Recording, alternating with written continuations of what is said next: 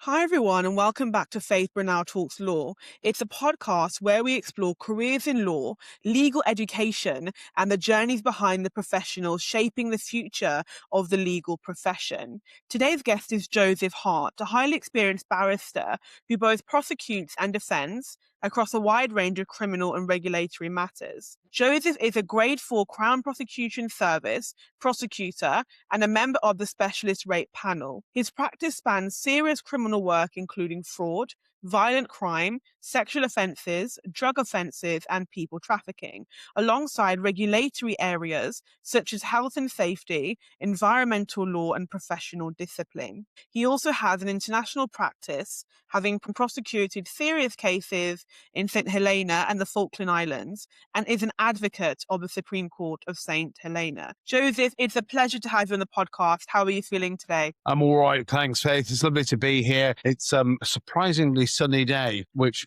given how unpleasant the weekend was, at least up here, is very, very nice indeed.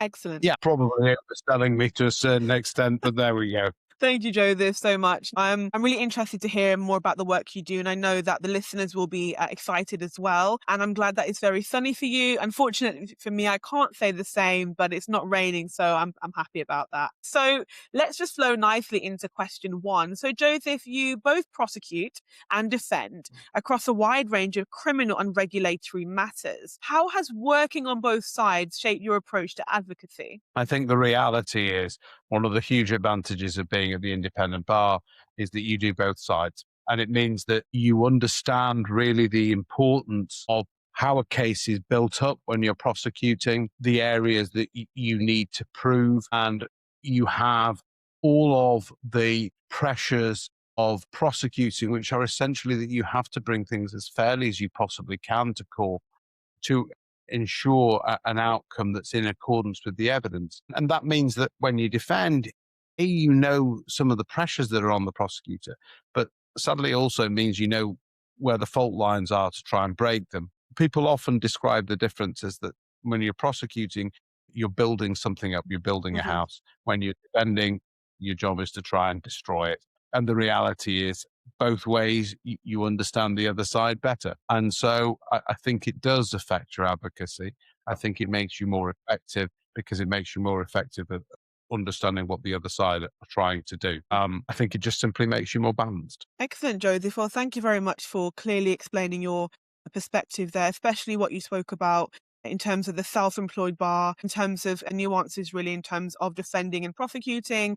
Thank you for the analogy that you shared around the house as well. I think that's quite interesting. And I know it's quite pragmatic, so it will allow the listeners to really understand how to understand the differences there in terms of prosecuting and defend. And indeed, as you mentioned, because you've seen both sides of the coin, you can resonate a little bit more with either side, depending on what case you're advocating for on the day. And really just want to segue now into some of your specialisms. As we mentioned from the outset of this podcast, you are a specialist rate prosecutor and you deal with serious and sensitive cases. So in your perspective, in your opinion, what key skills are essential for barristers handling these types of matters, particularly earlier on in their careers? I think one of the most important things to recognize is that serious sexual cases are often the kind of case where it really comes down to a jury's understanding of a particular individual's evidence, because by their very nature, they're offences which are committed in private,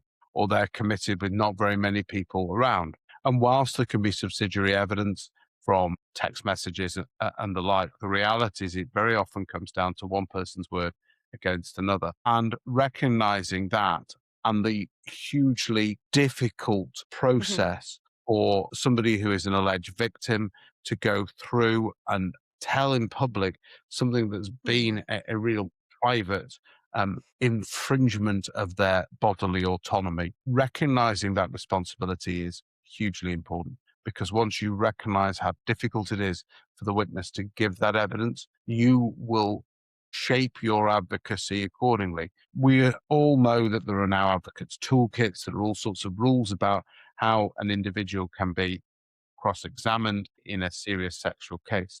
But all of those things are secondary to the advocate's understanding that this is a very difficult process. And it's a hugely important process, because they should be given the opportunity to give their evidence the best possible way. Equally, somebody who is defending in this case, they are Mhm. being accused of something really, truly quite horrific. And you always have to take a step back and say, well, there is always the possibility that what they are saying is true and that Mm. this is a lie. And recognizing that for them too, it's very difficult for them to engage with something where they have no real evidence to latch onto and say, this is a lie because of this. And you need to reflect upon that and be able to put their case as effectively as you can, but without hammering into somebody who's a putative victim, because that's not going to help your case and it's not going to help the other person come through and give their evidence the best possible way, which is what you actually want the jury to hear. You want to hear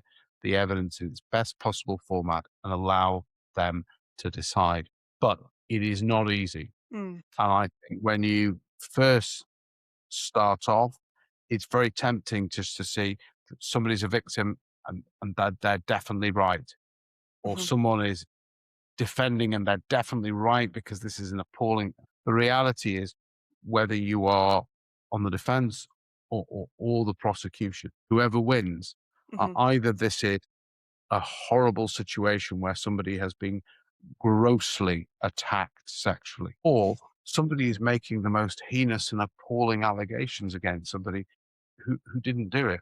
There are no winners, and you need to be able to sit back, recognize that there are no winners, and analyze it as objectively as you can, Mhm. putting all your emotions into a box. And if you can do that from an early stage, then that's the way to be able to successfully deal with these kind of cases. Well, thank you, Joseph. First of all, that has been really insightful to listen to for myself. I think I know the listeners will really take a lot of value from what you've just said. And as you mentioned, there aren't any winners. You've mentioned clearly that it has to be objective.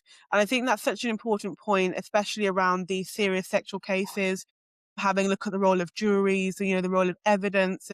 And I really thank you very much for being so transparent, because it really highlights the level of responsibility that comes with this area of work and the need for both technical and interpersonal skills. And I know that, for me and being an aspiring barrister, it's definitely been quite interesting, from my perspective to hear about that. So thank you very much for just shedding some light on that really important topic. I'm really just coming now into some of the other work you do, which spans across criminal and regulatory law, in particular looking at health and safety and environmental offences. So, how can aspiring barristers position themselves to build a diverse practice like yours? It's interesting, isn't it? Because, of course, everybody imagines when they first start their job, they're Hmm. going to be able to mold and shape the career that stands ahead of them. And to a certain extent, you can by telling your clerks or solicitors that this is the kind of work that you want to do. Hmm. But also, your career is shaped by chances and taking those chances and opportunities as they present themselves. Because I was doing serious crime, very often in regulatory work, there's a lot of cross examination to do. And so it was a natural transition that I was doing cross examination, those work. And whenever the opportunity to do those kind of cases came into chambers, I would always take it with both hands. It meant a lot of work sometimes, because it's not necessarily an area that I was initially particularly knowledgeable about. And you do have to sit down and put more effort into something that's new. But really, Hmm. the key thing about shaping your career is take the opportunities when they present themselves. If there's a brief in chambers that comes in, then it's an area of work you fancy doing. Step up to the plate, however hard it is. Hmm. The reality is, we always have to take that first step, and slowly things shape themselves. Yeah, amazing, Joseph. I was just writing down as you were speaking about your experience and the advice for aspiring barristers. And I like how you termed it around taking those chances, taking opportunities when they present themselves. And I know that's going to be a very valuable piece of advice for aspiring barristers.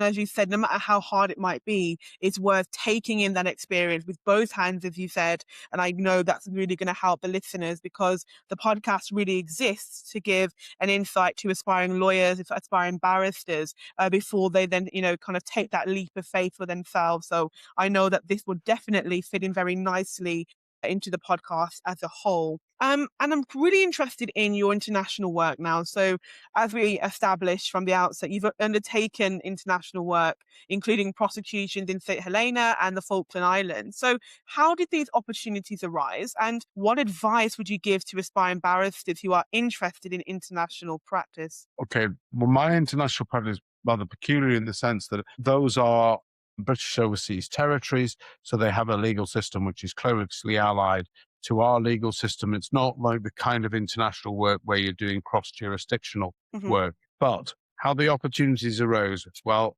I went to St. Helena for 3 months Hmm. as a locum Crown Counsel, because their Crown Counsel was on compassionate leave and they desperately needed somebody. And I had had a very miserable and boring Christmas.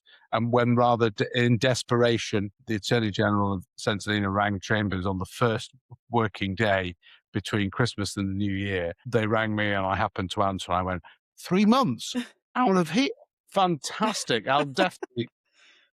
And it was a wonderful experience, Hmm. being an entirely different way of life. Practicing in these very small jurisdictions, you really understand the importance of the job you do as a lawyer, because very often, you do a case in the Crown Court, you'll never see any of the individuals again. You Mm. don't necessarily understand the importance or the impact of the work you do. When you're on an island of 4 or 5 thousand civilians, every case that you do has a huge impact. Hmm. Really see the importance of doing the job that you do and doing it well and doing it fairly, so that you're the kind of scrutiny that you're under in very small jurisdictions is a thousandfold from what it is over here. It's rather like every other thing. If you want to do international work, you need to put yourself out there to do it, Yeah. and you get the opportunities when they arise. Yeah, it can be really quite terrifying when you realize, as I did, because I went to St. Helena before there was an airport, that the post boat, I arrived on the post boat, it left. I was there for at least a month. There was no way off the island. So you have to be sure of what you're Hmm. doing, self-resilient, Yeah. and try damn hard to do the job the best you know how. Well, you've heard it here, everyone. As Joseph just said, you have to be resilient, you have to be sure, you have to put yourself out there. And that's a clear running theme of our podcast, actually, because our whole theme is pivot and don't panic. So when you do find yourself in these situations, pivot, don't panic, be resilient, put yourself out there. And as Joseph just said, just a tabernacle on that, really. You're able to, as Joseph said, understand the impact you've had on the people around you, and really kind of, build those relationships, enhance your soft skills of communication. And I think that's what's really important, especially as a barrister, to be able to see firsthand the impact that your work has had on the people around you and the local community as well. And so really just kind of closing up this very insightful and interesting episode, looking back on your career, what is one piece of advice you would give to aspiring criminal barristers navigating such a competitive and demanding field? Don't lose heart. The thing is, if you're sitting watching this podcast, you've committed a little bit of time to considering it. If you've made the decision that you want to be a barrister, that's because somewhere inside yourself, you see that skill. The important thing is being able to convey what you see inside yourself to other people. Don't be downhearted. You will hear 100 times, oh, it's terribly difficult. You don't get paid that much money. It's really hard work. Mhm. Yeah, absolutely true. Mhm. There is nothing in life that is worth it that's easy. If it's really that easy, you're not going to gain the same fulfillment from it. So, yeah, it's hard work, but remember why in the darkness of the night you thought, I'd really like to do this. And if you can hold your reason, however silly, however it is, it's your reason, hold that to yourself and you'll make it through. Amazing, Jodie. That's honestly so impactful. Well, everyone, you've heard it here. Hold your reason, and pivot and don't panic. And as Joseph has just really articulately said, it's really important to be resilient and to not lose heart as well. So, Joseph, thank you so much for joining me today. It's been a really insightful conversation, both for myself and for the listeners, particularly around advocacy, confidence building, building a diverse practice, and really importantly, navigating both domestic and international opportunities within the legal profession. And so to everyone listening to Faith Brynel Talks Law, the podcast, I'm just, inviting you all to come back for the next week's episode, and a shout out to all of the 55 countries who continue to join us week after week. If you enjoy this episode, make sure to share it and follow the podcast on your platform of choice. Follow us on social media at Faith Brynel Talks Law, and you can connect with me on LinkedIn at Faith Brynel Pommel. See you in the next episode, and remember, pivot and don't panic. Thanks all. Thanks now. Excellent.